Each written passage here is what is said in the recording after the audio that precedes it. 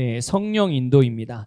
자, 여러분 한번 목차를 좀 펴보세요. 목차. 교재 맨 앞에 있는 목차를 한번 펴보시면서 우리가 지금까지 이제 오늘 5과를 할 차례인데 지난 과에 우리가 뭘 배웠는지 여러분들 까먹으면 안 되니까, 잊어버리면 안 되니까 한 번씩 좀 보도록 하겠습니다. 1과가 뭐였죠?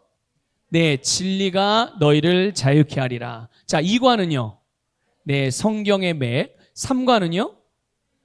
네, 그리스도인 누구인가. 그래서 이 그리스도인 누구인가가 너무 중요하기도 하고 또 분량도 많아서 2시간에 걸쳐서 함께 나눴었고요. 그 다음에 지난주에 우리가 나눴던 양육반 4과가 뭡니까? 네, 기도에 대해서 우리가 나눴고요. 이제 오늘은 5과. 뭐죠? 네, 성령 인도. 여러분 교재 44쪽을 펴보시면 되겠고요. 교재 44쪽 펴보시고 우리 그 맨 아래에 있는 우리 성령 인도 기본 요절함송 성령 인도 요한복음 14장 26절 말씀을 같이 읽겠습니다. 시작.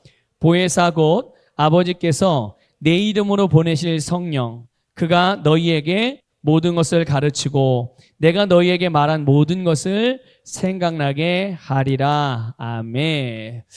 그리스도인이라면 누구나 성령의 인도를 받는 걸 다 원하고 갈망을 해요. 그리고 또 우리가 승리하는 삶, 그리스도인으로서 이 세상을 살아갈 때 승리하는 삶을 살아가는 데 있어서 이 성령의 인도는 아주 매우 중요합니다. 어떻게 보면 절대적이라고도 그렇게 말할 수 있어요. 하나님의 말씀을 따라 사는 것과 더불어서 성령의 인도를 받고 살아갈 때 우리는 믿음 안에서 또 영적으로 균형이 있는 삶뿐만 아니라 정말 진정으로 승리하는 삶을 살아갈 수가 있어요. 자, 그러면 이제 교재 45쪽에 나와 있는 우리 서론을 같이 천천히 함께 읽어보도록 하겠습니다. 같이 읽겠습니다. 시작. 이제 예수 그리스도 안에서 거듭난 우리는 하나님이 예수 안에서 주신 기업을 찾아 누리며 하나님의 자녀답게 세상에서 승리하며 평강 가운데 인도받으며 살게 되었습니다. 우리의 영은 거듭난 순간 새로워졌지만 마음을 새롭게 함으로 변화를 받아 하나님의 자녀답게 생각하는 것은 하나님의 자녀로서 주신 기업을 누리기 위해서 가장 필요한 일입니다. 지속적으로 하나님의 말씀을 고백할 때 잘못된 우리의 생각도 바뀌게 됩니다. 하나님의 자녀가 된 우리에게는 성령께서 내주하시며 매일의 삶 속에서 모든 일 가운데 우리를 인도해 주십니다. 거듭난 우리들은 모두 성령의 인도를 받고 있습니다. 얼마나 풍성하게 모든 일 가운데 성령님의 인도를 받을 수 있는가는 우리가 얼마나 많은 분야에서 성령님께 귀를 기울이며 청종하느냐에 달려 있습니다. 아멘. 그렇습니다. 이제 우리는 거듭난 그리스도인으로서 주님의 말씀을 따라 살게 되고 또 이제 우리는 우리의 생각과 또 우리의 사고방식들 또 우리의 어떤 삶의 습관들을 하나님의 말씀으로 이제 하나하나 변화시키는 그런 삶을 살면서 우리는 계속 영적으로 거듭나고 점점 그리스도를 닮아가는 그런 삶을 살게 돼요. 그런데 이런 삶이 온전하게 이루어질 수 있게 해주시기 위해서 하나님께서 거듭난 우리에게 성령님을 보내주셨습니다. 그래서 내가 성령님을 환영하고 성령님의 충만함을 받길 원하는 마음으로 주님께 구했다면 그 사람들 안에는 모두 다 누가 거하고 계세요? 네, 성령님이 거하고 계세요. 자, 한번 고백합시다. 내 안에, 다시 내 안에 성령님이 거하십니다. 한 번 더 고백합시다. 나와 성령님은 함께 살고 있습니다. 믿습니까? 네, 우리 안에 거하신 성령님과 우리는 지금 함께 살고 있고 우리 안에 거하신 성령님께서는요 지금도 과거에도 그랬지만 지금도 우리를 인도해 주고 계세요. 그런데 우리가 중요하게 여기서 하나 다뤄야 될 게 뭐냐면요 성령 인도의 개념을 좀 정리할 필요가 있어요. 성령 인도, 특별히 우리가 성령 인도를 받는다 이러면 나는 가만히 있고 성령님이 뭔가 기적적으로 초자연적인 방법으로 뭔가를 음성을 들려주자 오른쪽으로 가라 왼쪽으로 가라 아니면 이렇게 해서 내가 그런 소리를 듣고 또 그런 어떤 뭐 환상을 보고 그렇게 뭐 삶의 그런 것들을 이렇게 나의 의지 어떤 나의 그런 것과는 아무것도 상관없이 그냥 마치 로봇이 인공지능이 뭐 하듯이 이렇게 로봇이 이렇게 그냥 기계가 프로그래밍 되어져 있어가지고 그 프로그램을 딱 누르면 그렇게 딱 움직이는 것처럼 우리가 그렇게 되는 것을 성령의 인도를 받는다는 개념으로 가져가는 분들이 굉장히 많습니다. 또 어떤 경우는 나는 하나님이 A라는 길로 인도를 하시는데 나는 A라는 길이 마음에 안 들어요. 그래서 마음이 움직이지를 않아. 나는 B라는 길을 계속 가고 싶어. 그러면서 기도는 그렇게 하는 거죠. 하나님, 내가 성령의 인도를 받기를 원합니다. 나를 인도해 주세요. 하나님, 내 마음이 A로 가는 것이 별로 탐탁치 않은데, 그러고 싶지 않은데 난 B로 가고 싶은데 정말 A로 가는 게 하나님의 뜻이면 하나님, 나를 그냥 내 감정과 의지와 상관없이 그냥 나를 그냥 확 이끌어 강권하셔가지고 뭐 해가지고요? 강권하셔가지고 나를 좀 절로 그냥 가게 해주세요. 이런 식으로 하나님께 기도하고 이렇게 되는 것을 성령의 인도받는 것이라는 개념으로 생각하는 분들이 의외로 많아요. 그러니까 이렇게 되지 않으면 성령님이 나를 인도를 안 하시는 거고 나는 지금 성령의 인도를 못 받고 있는 거구나 이렇게 생각을 하거든요. 그렇기 때문에 성령의 인도라는 개념이 뭔지 성령의 인도를 어떻게 받는 것인지를 오늘 우리 5과의 내용을 통해서 좀 잘 정리하고 그래서 바른 성령의 인도, 성경적인 성령의 인도를 받는 그런 삶을 살아갈 수 있기를 부탁을 드려요. 여러분, 우리가 거듭나게 되면 그래서 우리가 거듭나서 성령을 받게 되면 성령님께서 내 안에 오십니다. 믿습니까? 그래서 우리의 거듭난 영과 하나가 됐어요. 그래서 성경에는 나와 아버지가 하나인 것처럼 저들도 하나님과 하나입니다. 저들이 나와 하나입니다. 예수님이 기도할 때 그렇게 기도하셨거든요. 또 주님께서 말씀하시기를 우리가 하나님과 하나가 되었다라고도 말씀하셨고, 그 우리가 하나님과 하나 되었다. 내가 예수님과 하나 되었다. 그런 하나 됐다라는 말이 어떤 의미겠습니까? 그게 바로 내 거듭난 영이 하나님의 영과 하나가 되었다는 뜻이에요. 하나님의 영이 뭐죠? 지금 우리가 배우고 있는 성령님이세요. 성령님이 하나님의 영이세요. 그러니까 우리의 거듭난 영과 성령님은 하나가 된 줄 믿으시길 바랍니다. 이걸 잘 이해하셔야 돼요. 그런데 성령님은 완벽한 존재잖아요. 그렇죠? 성령님은 완벽한 존재인데 우리의 거듭난 영은 완벽하지가 않아요. 왜냐하면 그 거듭난 영으로서 하나님의 자녀로서의 어떤 그런 위치, 권세는 그리고 그 어떤 의미는 분명하게 완벽하지만 거듭난 영이 완전하게 기능하는 데 있어서는 아직 연약하다는 거죠. 왜냐하면 성장하지 않았으니까. 성장하지 않았기 때문에. 그러니까 여러분, 지금 막 거듭났어요. 그럼 이 사람은 영적으로는 어떤 수준인 걸까요? 어린아이. 자, 그럼 이 사람 하나님의 자녀예요, 아니에요? 하나님의 자녀임은 100% 맞지만 아직 영적으로 어린아이이기 때문에 영으로 기능하는 것이 온전치가 않죠. 그럼 이 영적으로 갓 태어난 사람이 영적으로 온전하게 기능하려면 뭐가 필요할까요? 그 중간에 성장이라는 과정이 필요한 거예요. 그렇죠?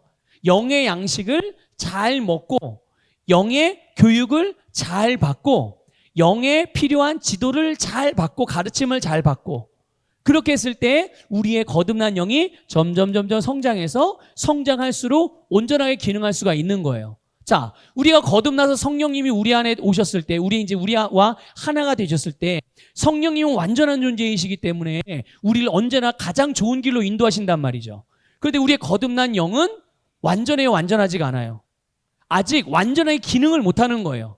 그러니까 영적인 나의 어떤 거듭난 영의 어떤 영적인 수준이 있을 텐데 성령님은 우리를 가장 최고의 길로 인도를 하신다고 하더라도 내 거듭난 영이 성장하지 않고 어느 일정 수준에 머물러 있는 상태가 되면 그 수준으로밖에 인도를 못 받게 되는 거죠. 그럼 내가 성령의 인도를 잘 받으려면 어떻게 하면 될까요? 그래서 영적으로 성장하는 게 필요한 거예요. 영적으로 성장하면 성장할수록 더 성령의 인도를 잘 받을 수가 있는 거죠. 근데 여러분, 나는 더 잘 받기를 원해. 난 앞으로 더 영적으로 성장하기를 원해. 좋은 소망입니다. 좋은 기대예요. 계속 그걸 사모해야 합니다. 그리고 그렇게 소망하고 바라는 대로 계속 그 길을 걸어가셔야 돼요. 그런데 이것보다 더 중요한 게 있어요. 그게 뭐냐면 지금 내가 비록 영적으로 어느 일정 수준의 이 정도의 수준이라고 할지라도 여기에서 성령님은 나를 지속적으로 인도해 주신다는 사실이에요.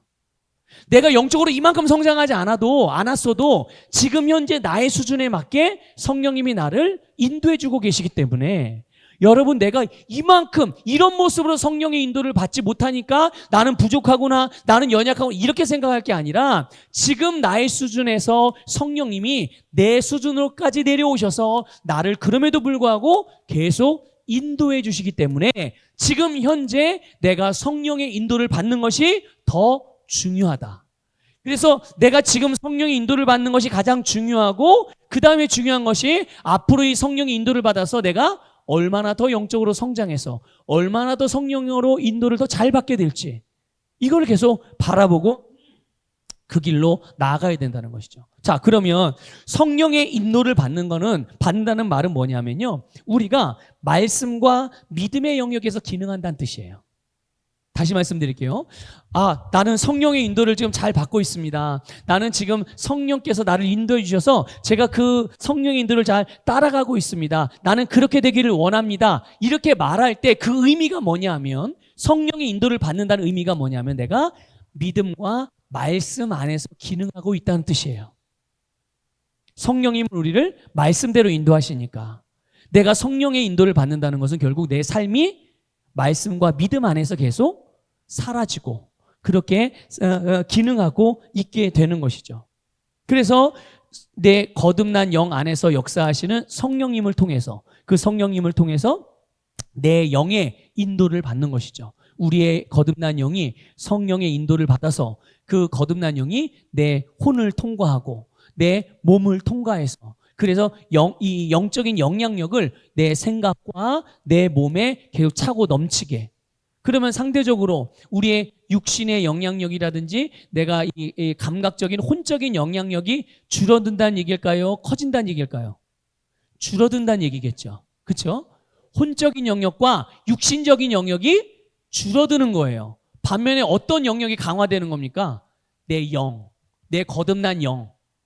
내 거듭난 영이 성령의 인도를 받아서 이 거듭난 영이 점점 충만해지고 점점 활성화가 되어지고 영이 강해질 때 내 생각도 영의 지배를 받고 내 몸도 영의 지배를 받아서 내 거듭난 영을 따라서 생각과 내 육신의 삶의 행동들이 인도를 받게 된다면 그거야말로 최고의 그리스도인의 삶 아니겠어요? 그렇죠. 그러니까 바로 이런 것들이 성령의 인도를 받는다는 것. 아까 말씀드렸지만 그렇기 때문에 영적인 성장이 너무나도 중요하다. 이걸 하나 알고 계시면 좋겠습니다. 여러분, 시편 23편 1절부터 3절 말씀인데 같이 읽어보도록 하겠습니다. 시작. 주는 나의 목자시니 내가 부족한 것이 없으리로다. 그가 나를 푸른 초장에 눕게 하시며 잔잔한 물가로 나를 인도하시는도다. 그가 내 혼을 소생시키시고 그의 이름을 위하여 의의 길들로 나를 인도하시는도다. 아멘. 이 말씀은 여러분 누구의 시편이죠? 잘 알고 계시죠, 여러분? 누가 쓴 시편이죠? 다윗이 쓴 시편이란 말이에요. 다윗이 자신의 인생에서 실제적으로 역사하시는 하나님에 대해서 기록한 시편인데, 바로 이 시편 23편 말씀이 성령의 인도를 받는 그리스도인들의 모습에 대한 아름다운 그림이에요. 이 모습이. 성령님이, 그래서 하나님이 다윗을 어떻게 인도하셨다고 고백합니까? 주님은 나의 목자가 되셔서 나를 푸른 초장으로 인도하시고 의의 길들로 나를 인도해 주시는, 바로 성령님이 거듭난 우리에게 이렇게 인도해 주십니다. 믿으시길 바랍니다.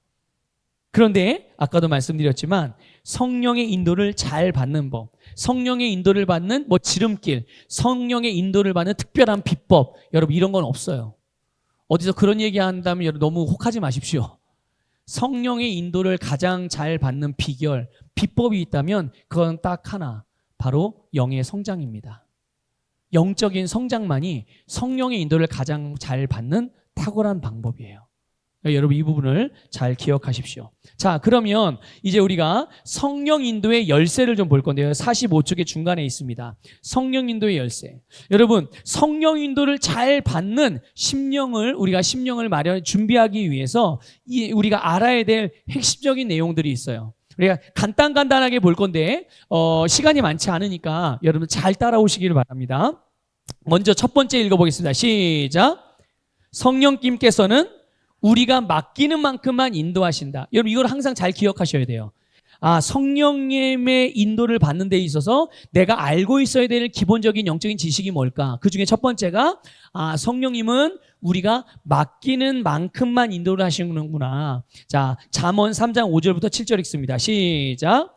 내 마음을 다하여 주를 신뢰하고 내 자신의 명철을 의지하지 말라. 모든 길에서 그를 인정하라. 그리하면 그가 내 길들을 지도하시리라. 내 자신의 눈에 현명하게 되지 말라. 주를 두려워하고 악에서 떠나라. 아멘. 여러분, 우리는 알고 있어야 되는 게 한 가지 있어요. 그게 뭐냐면 하나님이 우리의 인생에 대해서, 이 땅을 살아가는 우리의 인생에 대한 우리의 모든 인생의 권세를 우리에게 위임해 주셨다는 사실입니다. 여러분의 세상에서 여러분이 살아가야 될 삶에 대한 모든 권세, 그걸 다스리고 세상을 정복하고 승리할 모든 권세, 이거를 누구에게 위임해 주셨다고요? 우리 자신에게 위임해 주셨어요. 그러니까 내 인생에 대한 책임이 나에게 있다는 것을 여러분들 반드시 기억하시길 바랍니다. 아까 잠깐 언급을 했지만 많은 그리스도인들이 그렇게 생각을 해요. 하나님이 나는 가만히 있고 하나님이 나를 끌고 이리 갔다 저리 갔다 이렇게 하는 그림을 생각하는 거예요. 하나님의 인도하심을. 그래서 나는 하나님이 성령님이 운전하신 조수석 옆에 앉아가지고 성령님이 운전하고 가는 그 길을 그냥 난 따라가기만 한다라고 생각하는데 그렇지 않아요. 성경을 가만히 보십시오. 궁극적으로는 물론 성령님이 우리의 모든 삶을 주도하십니다. 궁극적으로는 그래요. 그런데 거기엔 조건이 하나 있습니다. 그게 뭐냐면 성령님이 나를 이끌어 가실 때 내가 그 성령님의 인도하심에 내 마음을 합하냐는 거예요. 합하면 그렇게 될 수 있어요. 그런데 합하지 않으면 어떻게 됩니까? 그러니까 이게 무슨 뜻이에요, 이게? 내가 성령의 인도하심에 따를 수도 있고 성령의 인도하심에 거절할 수도 있는 거거든요. 안 따라갈 수도 있어요. 그러니까 이거를 여러분 이상하게 생각할 것이 아니라 하나님께서 나를 하나님과 같이 기능하게 만드셨구나라는 사실을 아셔야 돼요.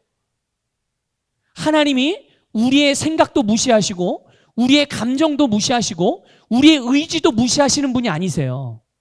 우리의 모든 우리에게 자유의지를 주셔서 우리가 가지고 있는 모든 것들을 다 존중해 주시는 분이라는 것을 기억하시길 바랍니다. 그렇기 때문에 하나님은 우리에 대해서 가장 좋은 것, 가장 아름다운 것들을 다 계획하고 계시고 알고 계시고 그것을 주시기도 하시고 그것을 향해 인도하시기도 하시지만 그것을 내가 받고 안 받고는 누가 결정하는 거다? 내가 결정하는. 그런 의미에서 내 인생에 대한 모든 권세를 하나님이 우리에게 위임해 주셨다고 표현하는 거예요. 그러니까 성령님도 우리 안에서 성령님이 나를 인도하실 때도 그렇기 때문에 내가 성령님께 내어드리는 것만큼 성령님의 인도를 받을 수 있는 거죠.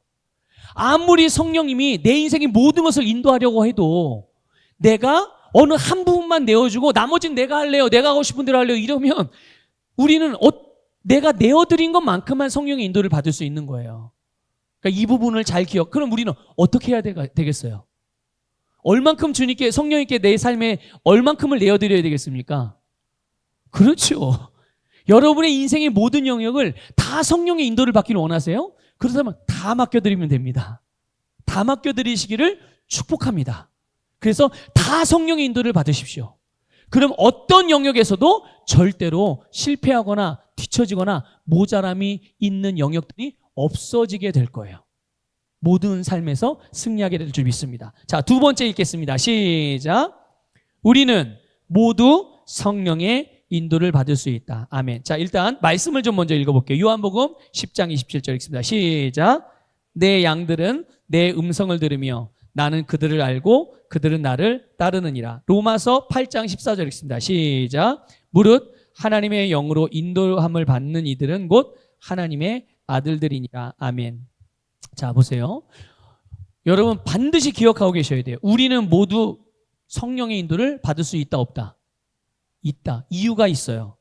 우리가 왜, 거듭난 그리스도인들이 왜 모두 성령의 인도를 받을 수 있느냐? 그것은 바로 주님의 양이기 때문에 그래요, 우리가. 게다가 주님의 양인 것뿐만 아니라 우리가 하나님 아버지의 자식들이기 때문에 그래요. 하나님의 자녀. 여러분, 자녀가 부모의 음성을 들어요, 못 들어요? 부모가 어떤 의미로 말하는지 알아요, 몰라요? 알죠. 자녀이기 때문에 알 수 있는 거예요.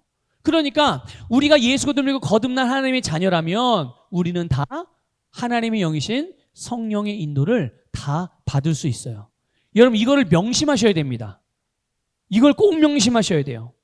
이게 바로 성경 말씀이 말하는 바이고, 혹 내가 아직 한 번도 성령의 인도를 받은 경험이 없다든지, 또 내가 아직까지 이런 성령의 인도를 받는 것에 대해 배워본 적이 혹이라도 없다고 생각되어지는 분들이 계실지도 모르지만, 그렇다 할지라도 하나님의 말씀이 말하는 진리가 이것이니 이것을 여러분 각자의 것으로 삼으시길 바랍니다. 나도 내가 하나님의 자녀이고 내 안에 성령님이 거하신다면 나도 성령의 인도를 받을 수 있다. 예. 나도 성령의 인도를 받을 수 있구나. 그러니까 여러분이 각자 많은 경험들이, 신앙적인 경험들이 있겠지만, 그런 경험과 그런 어떤 과거의 어떤 지식이나 전통 이런 것과 상관없이 나는 예수님의 양이므로, 나는 하나님의 아들들, 자녀들이므로 그분의 음성을 들을 수 있습니다라고 여러분 고백하고, 나는 성령의 인도를 못 받아, 난 기도를 많이 안 해서 배우지를 못해가지고 자꾸 말씀을 까먹어서 성령의 인도를 못 받아, 이런 여러분 거짓에 속으시면 안 됩니다. 마귀가 뿌려놓는 거짓말이에요. 여러분 한번 물어볼게요. 여러분 나이가 이제 많으신 분도 계시고 아직 젊은 청년들도 있고, 자 여러분 우리 연세가 많으신 우리 어르신 성도님들께 여쭤볼게요. 여러분 하나님의 자녀가 맞습니까? 나이가 너무 많잖아요. 그래도 하나님의 자녀가 맞아요? 여러분 학벌이 좋으세요? 다 대학교 대학원 다 나오셨어요? 못 나오셨죠? 그래도 하나님의 자녀가 맞으세요? 여러분 막 집을 수십 채씩 가지고 있는 갑부세요? 갑부세요? 아니에요? 갑부도 아닌데 하나님의 자녀가 맞아요? 맞아요? 네. 그래서 여러분들은 하나님의 자녀이기 때문에 연세가 많이 드셨어도, 많은 돈을 갖고 있지 않아도, 어떤 세상에서 많은 학문을 배우지 않았어도, 세상 사람들이 나를 인정해주지 않는 것 같아도, 여러분 성령님은 여러분 안에서 여러분을 인도하시고 여러분은 누구나 다 성령의 인도를 받을 수 있습니다. 그 조건은 딱 하나예요. 하나님의 자녀. 하나님의 자녀는 다 성령의 인도를 받을 수 있어요. 그래서 여러분 성령의 인도를 막 억지로 받으려고 애쓰지 마십시오. 막 성령의 인도를 받아야지 애쓰고 노력해서 될 것이 아니라, 내가 하나님의 자녀이므로 내가 성령의 인도를 받을 수 있구나라는 사실을, 이 말씀을 믿고 인식하시기를 바랍니다. 항상 이것을 인식할 때 우리는 항상 성령의 인도를 받을 수 있어요. 자, 46쪽에 3번 같이 읽겠습니다. 시작. 우리는 인생의 중요한 일부터 아주 사소한 일까지도 모든 일에 주님의 인도를 받을 수 있다. 아멘. 자, 요한복음 14장 26절 읽겠습니다. 시작. 그러나 위로자이신 성령을 아버지께서 내 이름으로 보내시리니 그가 너희에게 모든 것을 가르치시며 또 내가 너희에게 말한 모든 것들을 생각나게 하리라. 아멘. 자, 보세요. 우리는 인생에 크고 작은 많은 일들을 겪잖아요. 그렇죠? 작은 일, 사소한 일들도 있지만 크고 특별한 일들도 있어요. 여러분, 성령님은 우리에게 모든 것을 가르쳐 주신 분이세요. 성령님은 우리에게 예수님께서 우리의 삶의 인생에 대해서 말씀하신 모든 것들을 생각나게 하시는 분이세요. 그렇기 때문에 그게 큰 일이든 작은 일이든 특별한 일이든 사소하게 여겨지는 일이라 할지라도 다 성령님께 맡기시고 물으시기를 바랍니다. 성령님께 물으면 성령 인도를 받을 수 있어요. 아까 말씀드렸죠? 성령님은 내가 내어드리는 만큼 역사하시거든요. 우리는 그만큼 인도받을 수 있어요. 그러므로 큰일, 작은 일, 사소한 일, 특별한 일 다 성령님께 맡기시길 바랍니다. 자, 그 다음에 4번 읽겠습니다. 시작. 내 생각이나 계획보다 그분의 생각이나 계획이 훨씬 더 위대함을 믿으라. 아멘. 잠언 3장 7절 읽겠습니다. 시작. 내 자신의 눈에 현명하게 되지 말라. 주를 두려워하고 악에서 떠나라. 아멘. 여러분, 성령님이 우리들에게 계속 말씀하시고 성령님이 우리를 계속 인도하세요. 그런데 아무리 성령님이 우리에게 그렇게 인도를 하시고 많은 말씀을 하셔도 결국 우리가 어떻게 해야 내가 성령 인도를 받을 수 있어요? 우리가 어떻게 해야지? 그 성령님의 인도를 받아들여야, 성령의 인도받기를 내가 선택해야, 그리고 그 성령의 인도를 다 내가 움직여야 성령의 인도를 받을 수 있는 거예요. 그런데 만약에 내가 내 생각, 내 계획들, 이것이 옳다고 계속 이걸 붙들고 있으면 하나님께서 우리의 삶에 내가 붙들고 있는 이 부분에 대해서는, 놓지 않는 부분에 대해서는 하나님이 역사하실 수가 없어요. 우리가 지금 이 주제로 표현한다면, 주제에 맞게 표현된 성령의 인도를, 그 분야에서만큼은 성령 인도를 받기가 쉽다, 어렵다? 어려워지게 되는 거죠. 내 자신의 눈에 현명하게 되지 말라는 거예요. 이게 뭐냐면 자신의 기준에 맞춰서 살지 말라는 거예요. 자기의 세상에서의 경험, 자기가 가졌던 어떤 전통적인 생각들, 자기 어떤 선입견들, 이런 것들이 어떤 삶의 경험들이 누적되고 이게 어떨 때는 지혜로운 삶의 지혜로 나타나기도 하지만, 그러나 지혜로 나타나는 부분보다는 오히려 선입견과 내가 더 발전되고 더 나은 삶을 위해서 어떤 진정한 영적인 지혜로 그렇게 변화되는, 변화를 위한 그런 지혜로 작용되는 경우가 별로 없어요. 그래서 여러분, 성령의 인도를 받을 때 내 생각보다 하나님의 생각이 더 위대하다. 내가 내 인생을 책임지는 것보다 성령님의 인도를 받는 것이 훨씬 더 유익하다는 그 믿음이 항상 확실하기를 주님의 이름으로 권면을 드립니다. 자, 그 다음에 5번째 읽겠습니다. 시작. 성령님의 인도는 내 안에 있는 성령님으로부터 온다. 아멘. 자, 성령의 인도는 어디서부터 온다고요? 어디 안에 있는? 저 멀리가 아니에요. 앞에 있는 목사님에게가 아니에요. 어디 안에 있는? 예, 내 안에 있는 성령님. 내 안에 있는 성령님으로부터 오는 거예요. 여러분, 구약과 신약은 그림이 완전 달라요.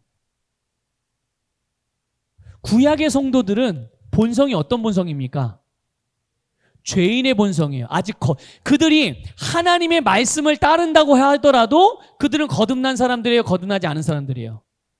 언제 거듭나게 됩니까? 모든 인류는 언제 거듭날 수 있습니까? 무엇을 기준으로? 예수 그리스도께서 십자가에서 죽으시고 부활하시고 승천하신 기점을 전후로 하여서, 그 전의 사람들은 다 어떻게 되는 거예요? 본성이 거듭나지 않아요. 하지만 그 이후의 사람들은 다 어떻게 됩니까? 의의 본성으로 거듭나서, 그래서 구약에 살던 사람들과 신약 이후의 사람들은 그래서 완전히 본성 자체가, 생명 자체가 같다, 다르다? 다르다라는 것을 아셔야 돼요. 그런데 우리가 성령의 인도를 받을 때 의외로 구약의 예를 굉장히 많이 들어서 구약적으로 성령의 인도를 받는 사람들이 꽤 많습니다. 그렇게 가르치시는 분들도 많고. 그런데 기억하셔야 돼요. 오늘 우리가 살아가는 이 시대는 구약 시대가 아니거든요. 예수님이 오시기 전 시대가 아니에요. 예수님이 이미 율법을 다 완성하신 이후의 사람들이라고요. 모두 속량의 사역을 완성하신 이후의 사람들인데 왜 그 이전의 가르침을 따라서 살아가려고 하는 것이죠? 왜냐하면 이렇게 가르치는 게, 왜냐하면 그게 더 이해하기가 쉽거든요. 왜냐하면 그게 우리가 이 세상에서 움직이는 시스템하고 너무 비슷해요. 율법적이고 종교적인 시스템이 이 세상을 움직이는 이 세상의 이론의 시스템과 너무 비슷하기 때문에 그게 너무 익숙한 거예요. 여러분, 구약의 성도들은 죄의 본성을 갖고 있었기 때문에 성령님이 그들의 심령 안에 거할 수 있었어요, 없었어요? 왔다 갔다 하실 수 있었어요. 그런데 그 안에서 그들과 함께 사실 수가 없었죠. 왜? 성령님은 죄와 함께 하실 수가 없어요. 믿습니까? 하나님이 죄와 함께 계십니까? 절대로 그럴 수 없어요.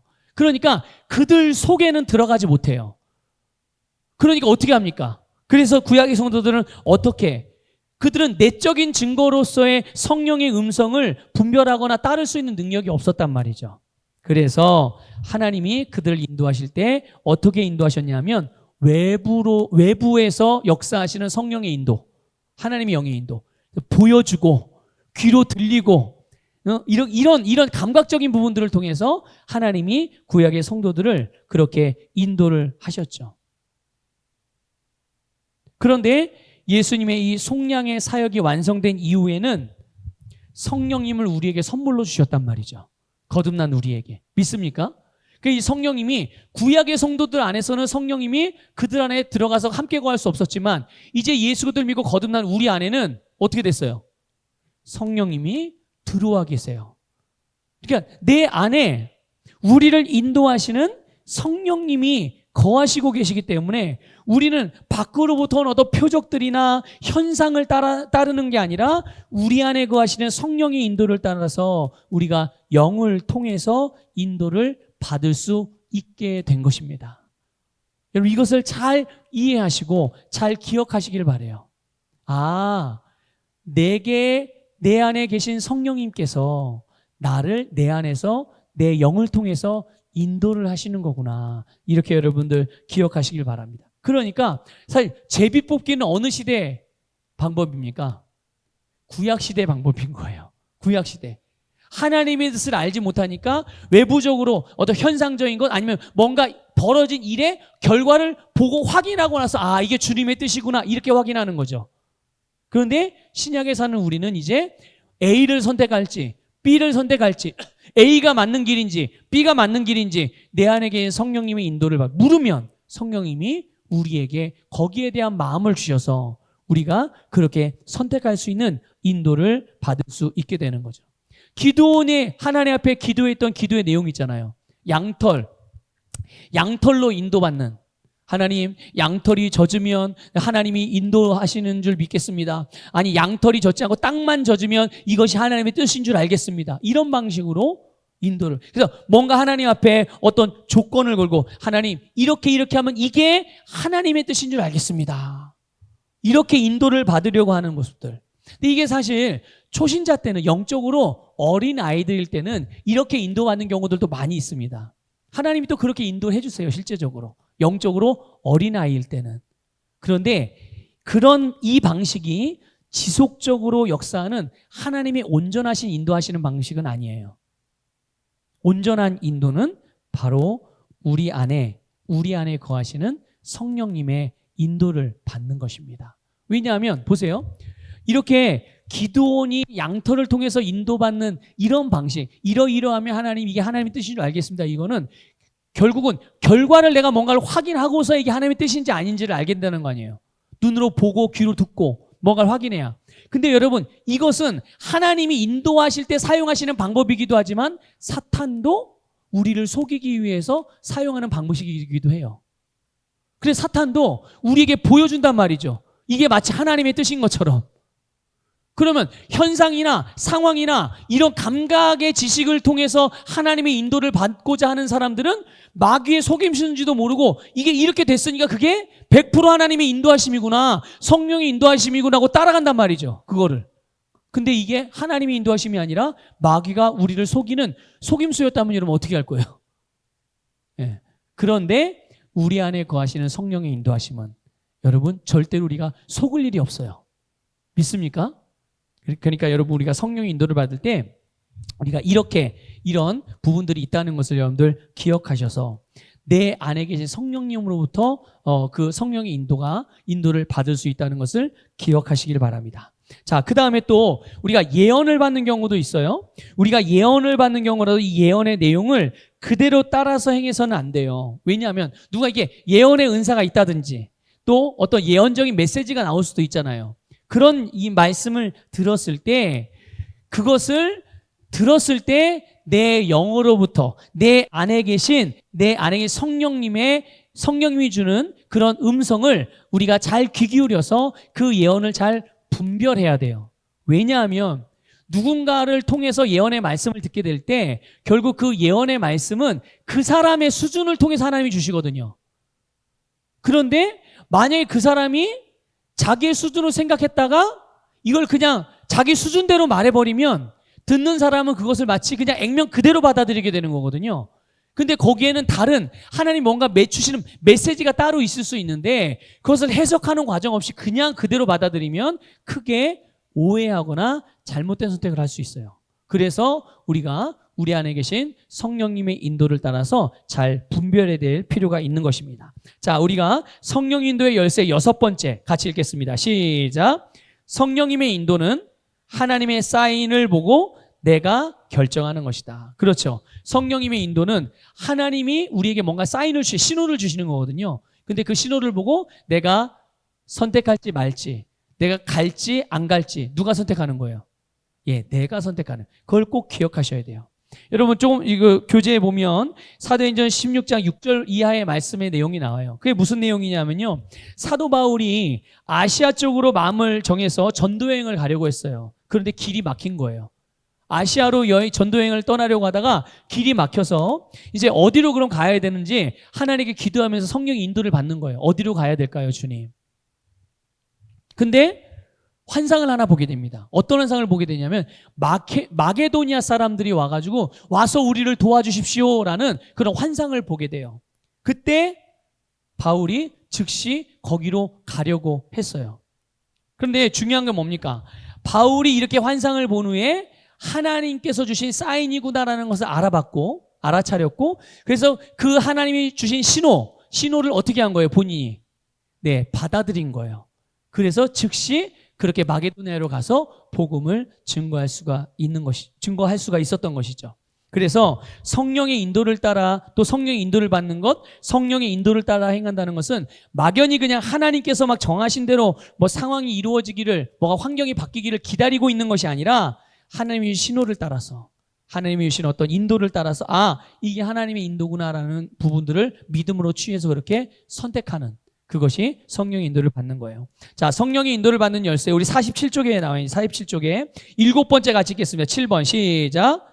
결정한 후에는 믿음으로 나가야 된다. 네, 여러분 성령의 인도를 받는다고 해서 모든 일이 그냥 편하게 수월하게만 되는 것이 아니에요.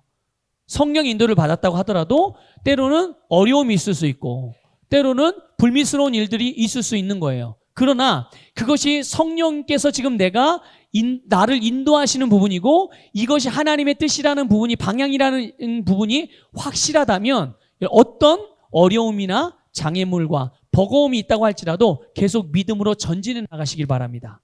계속 멈추지 말고 인도를 계속 받으셔야 돼요. 그러면 결국 그 뒤에 이후에 성령의 주시는 그 최고의 선물을 누릴 수가 있는 것입니다. 자, 그 다음에 8번 읽겠습니다. 시작. 성령 인도는 내용과 시기와 방법 모두 온전한 인도를 받아야 한다. 네, 그렇습니다. 여러분 성령의 인도를 받게 될 때 뭔가를 듣는다든지 뭔가를 직감적으로 이렇게 깨달았다든지 아니 뭔가를 봤다든지 이럴 때 그냥 보고서 그냥 자기가 생각한 대로 덥석 이렇게 일을 저지르는 그런 경우도 있거든요. 근데 그렇게 할 것이 아니라 어떻게 하라고요? 내용도 성령의 인도를 받고 시기도 그렇게 언제 어떻게 하는 것이 좋은 것인지를 거기에도 인도받고 또 그걸 어떤 방식으로 내가 해야 되는지 그런 모든 것들을 다 성령의 인도를 하나하나 받게 될 때 우리는 온전하게 인도를 받을 수가 있는 것입니다. 자, 9번 읽겠습니다. 시작. 끝까지 주의하여 따르십시오. 네, 성령의 인도를 받게 될 때 성령님이 이제 A라는 방향으로 우리를 인도를 하시는. 그럼 내가 이제 이 성령님이 지금 나를 A라는 방향으로 인도하시는구나. 그래서 우리가 A를 따라가요. 근데 주의할 게 하나 있어요. 그게 뭐냐면 그 A의 끝이 종착역은 아닐 수 있다는 거예요. 그 성령의 인도하시가 어떤 하나의 사건이 있는데 이거를 위해서 내가 인도를 받는 거예요. 성령님 어떻게 하면 좋을까요? 이 일을. 이제 성령님께서 A라는 방식으로 하도록 하여라 라고 어떤 감동을 주셔서 A라는 그 일을 처리하기 위해서 A라는 방식의 인도를 받았어요. 그런데 갑자기 어느 중간쯤 갔는데 갑자기 저 C라는 방식으로 다시 뭔가 새로운 방식으로 이 일을 처리하게끔 성령께서 인도를 하시는, 그렇게 어떤 사인을 주신다든지 그런 메시지를 주신다든지 그런 것들을 우리가 또 알게 하시는 경우가 있어요. 그러면 사람들은 생각하기를 뭐라고 생각해요? 왜 성령님이 변덕을 부리시지?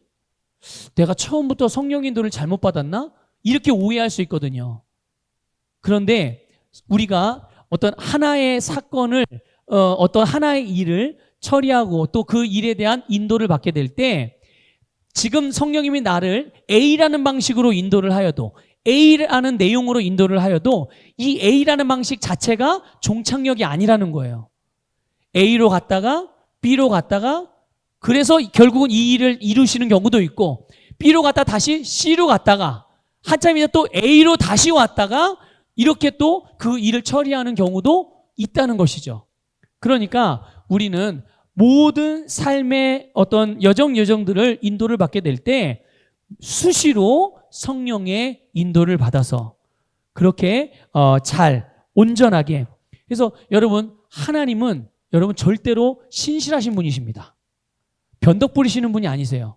우리가 인도를 받게 될 때 성령님이 이렇게 인도했다 저렇게 인도했다 하는 경우가 있다고 할지라도 우리는 그 인도를 따라서 가기만 하면 반드시 우리가 기대하고 원하고 바라는 대로 이루어지게 되는 것을 믿으시길 바랍니다. 자, 그러면 이제 성령님이 우리를 어떻게 인도하시는지, 우리 성령의 인도의 방식을 좀 볼게요. 성령님은요, 우리를 다양한 방법과 통로를 통해서 인도를 하시는데, 첫 번째가 뭐냐면 어떻게 인도하세요? 성령님이 우리를 네, 하나님의 말씀으로. 그래서 여러분, 기록된 말씀이나 특히 강단 메시지는 성령 인도를 받는 데 가장 우선시 되어져야 되는 부분이에요. 이걸 꼭 명심하시길 바랍니다. 여러분, 시편 138편 2절 읽겠습니다. 시작. 내가 주의 거룩한 전을 향하여 경배하고 주의 자애하심과 주의 진리를 인하여 주의 이름을 찬양하리니 이는 주께서 주의 말씀을 주의 모든 이름 위에 크게 하셨음이니이다. 아멘. 주의 말씀을 주의 모든 이름이 어떻게 하셨다고요? 크게 하셨음이니이다. 아멘. 그러니까 여러분 보세요. 성경에 이미 어떻게 하라고 명시가 되어져 있어요. 기록이 되어져 있어요. 그런데 이거를 두고서 내가 뻔히 성경을 통해서 어떻게 하는 것을, 성경에 기록된 내용인데 주님 제가 이걸 해야 되나요? 말아야 되나요? 이런 인도를 받기 위해서 기도를 하고 간구한다면 그거는 바른 태도일까요? 아닐까요? 아니에요. 이미 성경에 어떻게 하라고 나와 있는 거를 뭐 또 인도를 받아요. 그대로 그냥 내가 행동하면 되는 거예요. 그런데 만약에 성경에 기록되지 않은 내용들이 있을 수 있죠. 그런 걸 인도받을 때는 구체적으로 성령님께 묻고 그렇게 인도를 받을 수 있어요. 그러나 성령님이 성경에 명시된 그런 내용, 어떤 우리 인생의 구체적인 내용에 대해서 말씀하신 내용이 없다고 하더라도 성령님이 우리를 그 부분에 대해서 인도하실 때 항상 말씀의 방향과 같다 다르다? 항상 같다는 것을 아셔야 돼요. 그런데 가끔 어떤 분들 보게 되면 성령의 인도를 받았다고 그러는데 성경에 주시는 메시지의 맥락과는 전혀 다른 방향으로 인도를 받아서 그렇게 행동하시는 분들, 그렇게 결정하시는 분들이 가끔 있어요. 그건 여러분 잘못 인도받는 겁니다. 성령님이 우리를 인도하실 때는 100% 하나님의 말씀의 방향과 말씀의 내용과 같은 방향, 같은 내용으로 인도하신다는 것을 여러분 기억하시길 바랍니다. 또 강단 메시지. 이 강단 메시지는 여러분 지역교회에 속한 어떤 특정한 성도들을 위해서 담임 목사를 통해 매주 주시는 메시지가 강단 메시지거든요. 그런데 성령님은 이 강단 메시지를 통해서 우리에게 계속 말씀하세요. 그런데 우리가 기록된 성경의 말씀만 중요하게 여기고 선포되어지는 강단 메시지를 만약에 소홀히 여긴다. 그러면 우리는 안타깝게도 성령님이 나를 인도하시는 중요한 부분인 한 부분을 놓치고 있는 거예요. 그래서 여러분 강단 메시지도 굉장히 중요하다는 것을 기억하시기를 바라고, 그래서 여러분 우리가 항상 교회 예배당에 올 때는 정말 열린 심령을 가지고 와야 돼요. 기대하며. 뭘 기대해요? 아, 오늘 성령님이 나를 어떻게 인도해 주실까? 주님이 나에게 어떤 말씀으로 나를 인도해 주실까?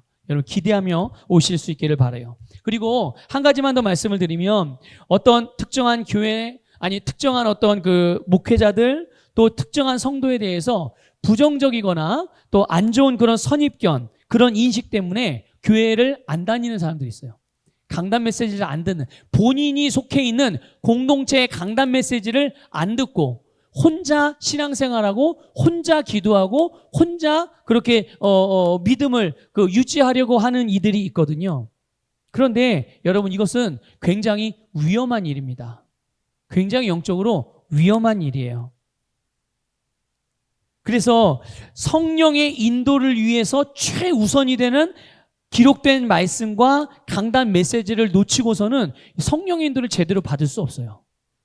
그러니까 이런 부분들 여러분들 꼭 기억하시길 바랍니다. 자, 두 번째, 성령이 인도하시는 두 번째 방법은 뭡니까? 영적 직감이에요. 이거 이제 간단한 사인이라고 말할 수 있고요. 이게 기냐 아니냐, 예스냐 노냐, 이런 거를 말하는 거예요. 그러니까 어떤 일에 대하여 우리가 성령님께 물었을 때 내 영에서 떠오르는 어떤 영의 반응이라고 말할 수 있는데요. 우리 영에 느껴지는 간단한 신호등이라고 예를 들 수가 있겠어요. 그러니까 구체적인 이유는 잘 모르지만 내 심령으로부터 어떤 확신이 되어지고, 아, 이거구나라고 이렇게 알아지는 내용들, 이게 이제 영적인 직감이라고 말할 수 있어요. 그래서 영적인 직감은 두 가지로 올 수 있어요. 하나는 긍정적인 신호, 또 하나는 부정적인 신호. 그게 뭐냐? 긍정적인 신호는 뭡니까? 내가 성령님께 뭔가를 기도하고 물었을 때, 인도를 받게 물었을 때 내 영이 기뻐하는 거죠. 내 심령이 평안하고 기뻐하는 모습들. 그래서 누가복음 1장 47절 읽어볼까요? 시작. 내 영이 하나님 내 구주 안에서 기뻐하였도다. 아멘. 그러니까 영이 평안한 상태. 이게 이제 이거는 예스라는 신호인 거예요, 노라는 신호인 거예요. 예, 그러면 그렇게 예스의 방향으로 선택해서 가면 되는 거예요. 자, 성령이 우리의 영적인 직감으로 인도를 받게 될 때 부정적인 신호가 있어요. 그건 어떤 걸까요? 우리의 영이 평안치가 못한 상태. 고린도후서 2장 13절 읽어볼게요. 시작. 내가 내 형제 디도를 만나지 못하므로 내 영이 평안하지 못하며 그들과 작별하고 거기서 마케도니아로 갔노라. 아멘. 겉으로 볼 때는 또 상황적으로 볼 때는 이 내용은 별로 아무런 문제가 없거든요. 그런데 성령의 인도를 받기 위해서 성령께 묻고 기도하는데 왠지 내 심령 안에서 불편한 마음이 들고, 이게 뭔가 심장이 뛴다든지 불안한 마음이 들고, 그렇다면 이거는 긍정적인 신호예요, 부정적인 신호인 거예요? 성령님이 내 안에서 부정적인 신호로 보내주시는 거예요. 이거는 그럼 예스 해야 되는 거예요, 노 해야 되는 거예요? 노를 해야 되는 거예요. 우리가 노라는 선택을 해야 되는 거죠, 이런 경우에는. 그러니까 영적 직감으로 성령님이 우리 인도하실 때 바로 이런. 근데 여러분, 이 영적인 직감은 우리가 개인적으로 성령의 인도를 받을 때 계속 발전시켜 나가야 되는 부분이에요. 왜냐하면 우리가 이 영적인 감각을 잘 발달시키면 언제 어디서나 어떤 일이든 항상 그 순간에 인도를 받을 수 있어요. 구체적인 내용을 알고 모르고 이런 거와 상관없이 내가 이걸 그대로 진행을 해야 되는지 멈춰야 되는지, 내가 A를 선택해야 되는지 B를 선택해야 되는지, 이런 부분에 대해 순간순간 선택의 일들이 많잖아요. 그런 모든 부분들을 순간순간 내가 그 즉시로 인도를 받을 수 있기 때문에 이 영적인 직감을 잘 활용해야 될 필요가 있습니다. 자, 3번. 성령이 우리를 인도하시는 세 번째 방법이 뭡니까? 영의 소리예요. 영의 소리. 그래서 이거를 양심의 소리라고도 말하는데요. 아까 말씀드린 이 영적인 직감이라는 것은 신호등이 켜지고 꺼지는 어떤 부정적인 것, 긍정적인 어떤 그런 신호라고 한다면, 이 영의 소리는 조금 더 세부적이고 구체적이에요. 영의 소리는. 영의 소리로 인도받는, 그래서 우리의 영 가운데 어떤 기도하고 성령님께 뭔가 물었을 때 뭔가 단어가 떠오른다든지 성경 구절이 생각이 난다든지, 예? 또 어떤 뭔가 문장이 떠오른다든지, 아니면 기도 중에 어떤 메시지가 이렇게 나도 모르게 내 기도하는 가운데 내가 이게 선포되어지고 말하여진다든지, 이런 것들이 바로 영의 소리. 그러니까 이런 경우는 성령께서 나에게 영의 소리라는 것을 통해서 나를 인도해 주신다는 것을 여러분들 기억하시기를 바랍니다. 자, 그 다음에 48쪽에 오면 네 번째, 무엇으로 성령님이 우리 인도해 주시죠? 성령의 소리입니다. 이거는 지금 방금 봤던 영의 소리와 거의 비슷한데, 영의 소리는, 조금 전에 봤던 영의 소리는 내 영을 통한 성령의 소리거든요. 그래서 영의 소리는요, 내 영적인 수준에 맞춰서 성령님이 나에게 들려주세요. 그런데 지금 우리가 보고 있는 네 번째 성령의 인도의 방식이 성령의 소리는 우리의 영적인 수준과 상관없어요. 이거가 상관없이 정말 성령께서 강권적으로 개입하셔서 듣는 사람의 영적인 수준과 상관없이 뭔가 확실하게 우리에게 뭔가 지시사항을 내리시는 그런 내용들. 근데 이런 내용은 주로 어떤 경우에 많이 나타나냐면요, 사역적인 부분이에요. 사역자를 세우고 리더를 세우고 뭐 이런 일을 할 때 주로 이 성령의 소리로 성령께서 인도해 주시는 경우가 많이 있어요. 그래서 사도행전 13장 2절 3절 읽어보겠습니다. 시작. 그들이 주를 섬기며 금식하고 있을 때 성령께서 말씀하시기를 내가 불러 시키는 일을 위하여 바나바와 사울을 내게 따로 구별해 놓으라 하시니라. 그러므로 그들이 금식하고 기도한 후에 그들에게 안수하여 떠나 보내니라. 아멘. 이게 뭡니까? 이게 무슨 내용이에요? 지금 사울과 바나바를 복음을 위한 사역자로 세우는 지금 일이거든요. 파송하기 위해서 사역자로 세우는 거예요. 이때 성령님이 어떻게 하세요? 성령의 소리를 통해서 성령이 직접적으로 말씀하심을 통해서 이렇게 인도해 주시는 부분들을 볼 수가 있는 것이죠. 자, 그 다음에 다섯 번째, 성령이 인도하신 다섯 번째 방식이 뭡니까? 환상. 근데 중요한 건 뭐냐면 환상은 반드시 해석이 바르게 되어져야 돼요. 보는 대로 다 그냥 그대로 믿고 가는 게 아니라 이 환상을 볼 때는 환상으로 인도함을 받을 때는 반드시 해석이 정확해야 되는. 그러니까 환상은 영적인 메시지를 담은 어떤 그 그림을 보는 거잖아요. 말 그대로. 그렇죠? 어떤 영적인 그림을 보게 되는 건데 해석과 내가 그 영적인 그림인 환상을 봤을 때 그 본 순간 든 느낌이 있거든요. 이게 중요해요. 내가 어떤 막 기도를 한다든지 아니면 성령님께 물었는데 어떤 환상과 같은 그런 그림이 보였어요. 그 본 순간 내 느낌이 찝찝했냐? 아니면 개운했냐? 그걸 본 순간 내 느낌이 기뻤느냐? 아니면 슬펐느냐? 이런 느낌들이 있잖아요. 요게 중요하고 그 다음에 해석이 매우 중요하다. 자, 그런데 이 환상에는 세 종류가 있어요. 하나는 뭡니까? 영적인 환상이에요. 이거는 뭐 어떤 거냐면요, 그냥 깨어있는 상태에서 영적인 세계를 잠시 들여다보는 거예요. 깨어있는 상태에서. 이건 조금 전에 제가 잠깐 예를 들었던 것처럼 기도할 때 갑자기 뭔가 환상이 확 보인다든지, 예? 아니면 그냥 설교를 듣는데 설교를 듣고 있는데 갑자기 눈앞에서 뭔가 환상이 번쩍하고 이렇게 잠깐 뭔가 장면이 보이거나 이럴 때 이런 것들, 요런 게 영적인 환상. 근데 이런 게 의외로 많아요. 여러분, 이렇게 성령님이요, 이 영적 환상으로 우리에게 보여주시는 경우들이 굉장히 많거든요. 그런데 이게 선명하지 않아서 대부분의 그리스도인들이 모르고 지나치는 경우가 많습니다. 실제로 성령님이 나에게 그렇게 알려주시는데도 나는 그거를 못 느끼고 못 알아차리는 경우가 많아요. 여러분, 기도할 때 이런 부분들을 한번 집중해 보세요. 그러면 굉장히 많이 이런 성령의 인도를 잘 받을 수 있어요. 자, 두 번째 종류의 환상은 뭐죠? 트랜스라고 하는 거예요. 트랜스. 여러분, 사도행전 10장 9절에 보면 베드로가 하늘에서 그 그릇에 부정한 짐승이 담긴 그릇이 내려오는 장면이 있어. 여러분 기억하시죠? 알고 계시죠? 그래서 하늘에서 이거 먹어라 이랬는데 베드로가 어떻게 하죠? 주 하나님, 이건 부정한 짐승이야. 내가 먹지 않겠습니다. 이 내용, 요런 게 트랜스라고 하는 건데요. 우리가 예전에 사용하는 표현은 입신이란 말 들어보셨죠? 예, 입신이 바로 요 트랜스예요. 그러니까 영적인 세계를 슬쩍 들여다보는 수준을 넘어서 잠깐 영적인 세계에 들어가서 이거는 그냥 이 영적 환상의 정도가 아니라 아주 분명하고 확실한 뭔가를 보게 되는 거예요. 근데 요 트랜스의 상태는 잠깐 내가 의식이 없는 겁니다. 의식이 없이 마치 그래서 꿈을 꾸고 일어난 것처럼, 잠을 자고 일어난 것처럼 그런 상태에서 보게 되어지는 환상. 자, 그 다음에 세 번째는 어떤 환상입니까?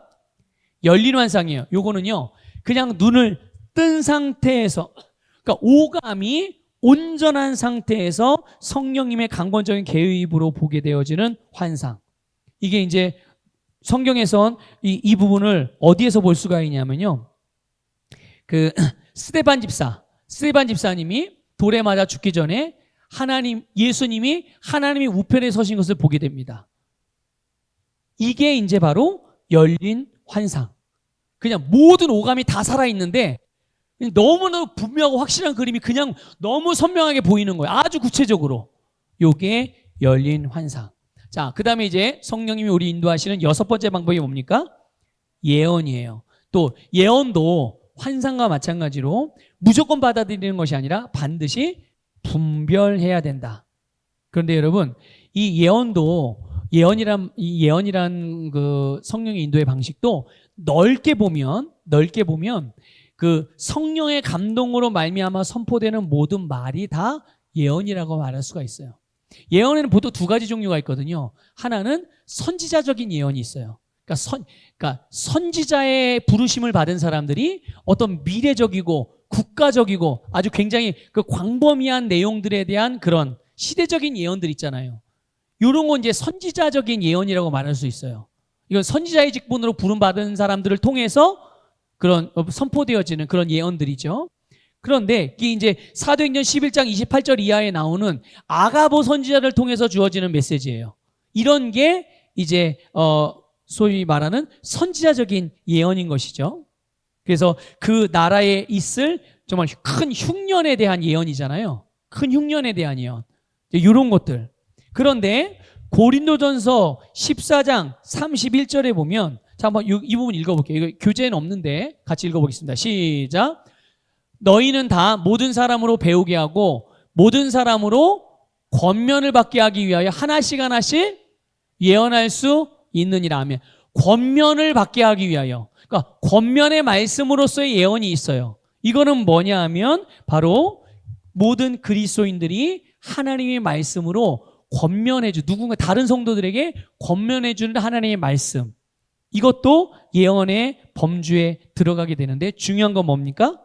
예언은 반드시 분별되어져야 된다는 것. 그래서 내 안에 계신 성령님을 통해서 내 영의 확신이 너무나도 중요한 거예요. 이것을 통해서 우리가 분별하게 되는 거죠. 또 마지막으로 이 성령님이 우리를 인도하시는 방식이 있는데요. 마지막으로 뭐죠? 7번째, 영적인 꿈입니다. 요거는 환상하고 비슷한데 이 영적인 꿈은 말 그대로 잠잘 때 꿈으로 보여주는 거예요. 그래서 이것을 나잇 비전이라고 그렇게 표현하기도 하거든요. 이건 역시 당연히 해석하는 것이 너무나도 중요한 부분이에요. 그래서 이 부분을 여러분들, 그래서 꿈이 개꿈도 많죠. 네, 개꿈도 많지만 또 하나님께서 성령님이 우리가 이 영적인 꿈, 나잇 비전을 통해서 또한 인도해 주시는 부분들도 있기도 하거든요. 그래서 이런 부분들을 우리가 잘 분별할 필요가 있습니다. 자, 그 아래 우리 같이 읽어보겠습니다. 시작. 성령의 인도는 여러 가지 방법으로 올 수 있으나 이런 것들을 접할 때 내 안에 있는 영의 확신이 가장 중요한 열쇠입니다. 아멘. 자, 성령의 인도 지금 7가지 방식이 있잖아요. 근데 가장 중요한 것은 이 여러 가지 방법으로 어떤 방법이든 성령님께서 그 방법을 선택하시고 우리를 인도해 주시는데, 이 성령의 인도를 받는 데 있어서 중요한 것은 내 안에 있는 영의 확신. 아, 지금 성령님이 나에게 이런 방식으로 날 인도하고 계시구나, 이런 내용으로 날 인도하시는구나, 이 부분에 대한 확신이 너무나도 중요하다는 것을 기억하시길 바랍니다. 자, 교재 49쪽에 보게 되면 성령의 인도를 방해하는 요소가 있어요. 성령의 인도를 방해하는 요소. 그런데 중요한 건 이거죠. 성령님은 하나님의 영이잖아요. 그렇죠? 성령님은 하나님의 영이에요. 그렇기 때문에 하나님의 성품과 그분의 말씀에서 벗어나는 요소들을 가지고 있다면 성령의 인도를 받는 데 있어서는 당연히 그게 잘 되겠어요? 안 되겠어요? 예, 잘 안 되죠. 방해받을 수 있다는 거예요. 그게 바로 우리가 주의해야 될 부분인 거죠. 그게 첫 번째가 뭡니까? 예, 용서하지 않는 것. 여러분, 용서하지 않고 분노를 품고 미워하는 마음을 갖고 원한을 품는 것은 하나님의 성품과 같은 거예요? 반대되는 거예요? 반대니까 나는 성령 인도를 받고 싶은데 성령을 인도하시는 하나님의 성품과 다른 부분을 내가 붙들고 있으면 당연히 성령의 인도를 받기가 어렵죠.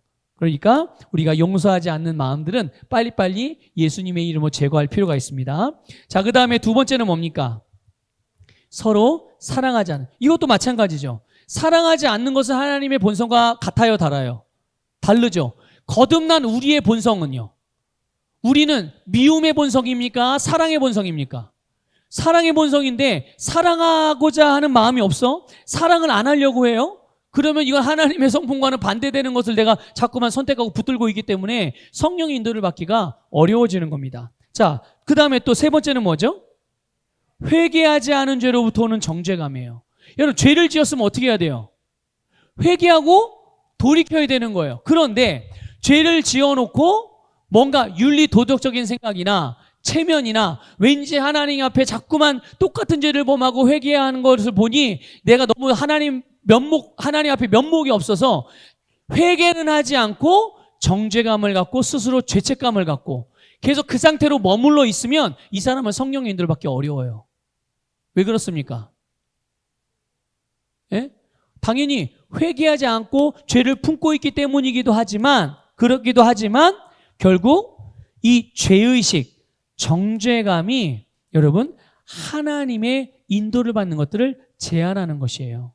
그러니까 여러분 죄를 지었다면 여러분 즉시 회개하고 돌이킴으로 성령의 인도를 받는 걸림돌을 인도받는 데 있어서 방해물들을 즉각 제거하시길 바랍니다. 네 번째는 뭐죠? 하나님의 성품을 잘 알지 못하는, 그러니까 하나님의 성품에 대한 무지함이 성령의 인도를 받는데 굉장히 어려움을 준다는 것을 아셔야 됩니다. 그러니까 하나님의 뜻, 하나님이 나를 인도하시는 방향을 우리가 가늠할 수 없는 거예요. 이렇게 하나님의 성품을 잘 알지 못하면. 그러니까 성령의 인도 자체를 굉장히 막연하고 어렵게 느껴지는 것뿐만 아니라 내가 원치 않는 방향으로 인도하시면 어떡하지? 이런 거죠. 그럴까 봐 성령에게 묻지 않아. 분명히 성령의 인도를 받아야 될 내용인데 내가 원하는 방향으로 하나님이 인도하지 않고 또는 내가 듣고 싶어하는 말씀의 내용대로 말씀해 주시지 않을까 봐 그게 두려워가지고 성령의 인도를 받기를 주저하게 되는. 왜 이런 일이 발생하는 거죠? 하나님의 성품을 모르기 때문에 그런 거예요. 하나님은 언제나 나와 반대되어지는 분이십니까? 내가 하고 싶은 거를 못하게 하시는 분이세요? 그렇습니까? 아니에요. 그렇지 않아요. 하나님은 항상 나에게 가장 좋은 것을 주시는 사랑의 하나님이십니다. 하나님은 어떤 하나님이라고요? 아니, 나를 사랑하셔서 나를 위해서 당시에 독생자 예수님까지 주신 분이 나를 위해서 주지 않을 것이 뭐가 있겠어요. 그런데 내 짧은 생각, 내 제한된 경험, 내 어떤 감각적인 느낌, 감정 이런 것에 의해서 내가 원하는 대로 인도하지 않을까 봐 겁내고 두려워해서 그 하나님의 인도를 받지 못한다면 그건 굉장히 어리석은 일인 거죠. 여러분, 하나님의 성품을 잘 아시기를 바랍니다. 자, 그 다음에 다섯 번째 뭡니까? 고정관념은 성령의 인도를 받는 데 굉장히 제한을 받습니다. 변화되지 않은 생각을 말하는 거예요. 하나님의 말씀이 계속 말씀하시고 가르쳐 주는데 나는 안 변해. 나는 이거는 그냥 내가 살던 대로 살 거야. 그동안 지금 내가 30년 동안 이렇게 사는데 어떻게 해서 바꿔? 이런 태도. 이거는 성령의 인도를 받기 스스로 성령의 인도를 받지 않으려고 작정한 사람들의 삶의 모습인 거예요. 예. 여러분, 고정관념 하나님의 말씀으로 빨리빨리 변화시키셔서 성령의 인도를 잘 받으시길 바랍니다. 자, 마지막으로 우리가 주의할 점을 좀 볼 건데요. 첫 번째 뭡니까? 시간을 임의적으로 정하지 말. 하나님 이때까지 꼭 이걸 이렇게 해주세요. 이런 거. 아주 급한 일이 아니고 아주 급한 일은 그렇게 하나님께 인도를 요청할 수도 있죠. 근데 그렇지 않은 일까지도 주님 이거는 이때까지 꼭 해주십시오. 이렇게 하는. 여러분, 요청은 누가 하는 거예요? 내가 하는 거예요. 나의 위치를 잘 파악하셔야 돼요. 내가 하나님보다 높은 자리에서 하나님이 종이 되고 내가 주인이 돼서 하나님 이렇게 하나님 저렇게 이럴 수 있는 위치가 아니에요. 우리는 하나님의 인도를 받는 그런 위치이지 하나님을 내가 인도하는 위치가 아니니 하나님께서 나에게 가장 적합한 때에 가장 정확한 것으로 인도해 주실 것을 믿고 그렇게 인도를 받으시길 바랍니다. 자, 두 번째 주의할 점이 있어요. 그게 뭡니까? 특별한 방법으로 역사하기를 기도하지 말아라. 하나님, 요런 방식으로 인도해 주십시오. 요런 방식으로 인도해 주셔야 내가 하나님의 뜻인 것을 알겠습니다. 이렇게 기도하는 것.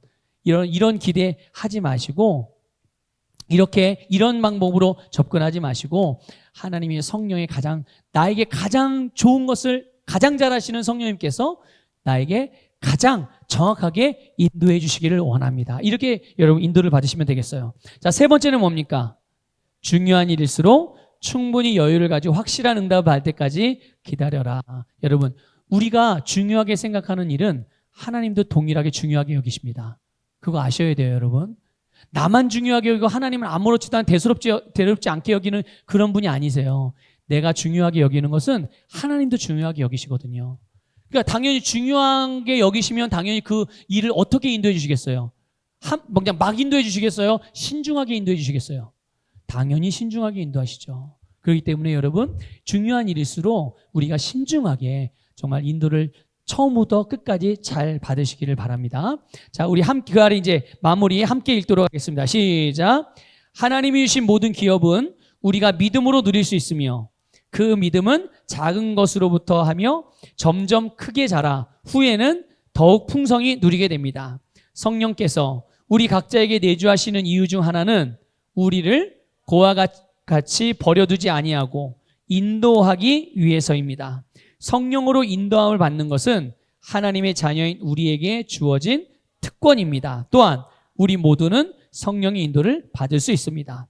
작은 것부터 주는 것부터 시작해서 인생의 아주 사소한 문제까지 인도받는 풍성한 하나님의 인도로 형통하는 그리스도인의 삶을 누립시다.